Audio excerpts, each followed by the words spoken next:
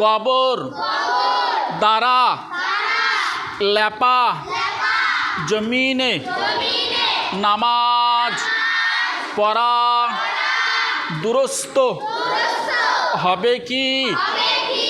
জবাব, যে জমিনে গোবর দ্বারা লেপা হয় তা নাপাক, তার উপর পবিত্র বিছানা না বিছালে নামাজ হবে না।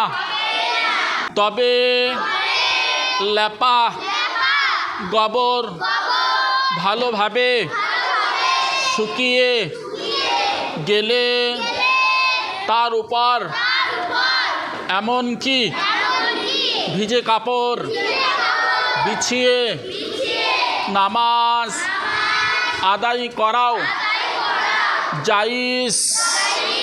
অবশ্যই কাপড় যদি এত বেশি ভিজা হয় যে এতে গোবর লেগে যাবার সম্ভাবনা থাকে, তাহলে নামাজ দুরুস্ত হবে না।